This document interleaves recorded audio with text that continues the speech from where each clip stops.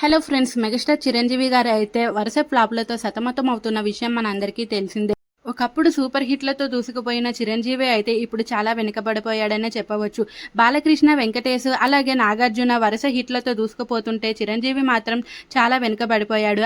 అయితే ఇటీవలే సంక్రాంతికి వస్తున్నామనే సినిమాతో వెంకటేష్కి సూపర్ హిట్ అందించిన అనిల్ రావిపూడి దర్శకత్వంలో అయితే చిరంజీవి అయితే తన మెగా 157 అయితే చేయబోతున్నాడు. దీనికి సంబంధించిన పూజా కార్యక్రమాలు కూడా జరిగిపోయాయి.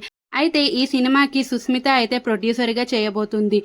కొన్ని సినిమాలకు చిరంజీవికి అయితే సుస్మిత కాస్ట్యూమ్ డిజైనర్గా కూడా పనిచేసింది. ఆచార్య సినిమాలో అయితే రిపీటెడ్ కాస్ట్యూమ్లు వేయడం వల్ల చాలామంది అప్పట్లో ఈమెని విమర్శించారనే చెప్పవచ్చు. కొంచెం కొత్తగా ఆలోచించమ్మా, ఎప్పుడు వేసిన కాస్ట్యూమ్సే ఉన్నాయి అన్నట్టు. అయితే ఈ మెగా 157 పూజా కార్యక్రమానికి అయితే చాలామంది అతిథులే వచ్చారనే చెప్పవచ్చు.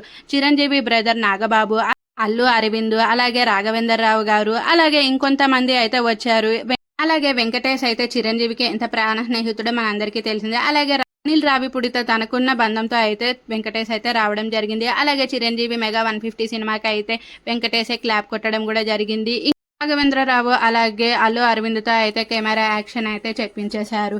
అయితే చాలా మంది చిరంజీవిపై కొన్ని విషయాలలో అయితే మండిపడుతున్నారనే చెప్పవచ్చు. ఏంటి అన్నయ్య, నువ్వు ఎవరు హిట్ ఇస్తే వాళ్ళతోనే సినిమా చేస్తావు, అది నీకు ఫ్లాప్గా అవుతుంది. కొంచెం ఆలోచించి స్టోరీ సెలెక్షన్ మంచిగా చేసుకోవచ్చు కదా అన్నయ్య, చేసేస్తున్నావు, ఇదేం బాలేదన్నయ్య. అప్పుడు చిరంజీవి మాకు కావాలి. అప్పుడు సినిమా సెలెక్షన్స్ ఎలా ఉండేవి, ఇప్పుడు ఎలా ఉంటున్నాయి, లేకపోతే నువ్వు సినిమాలు మానే అన్నయ్య.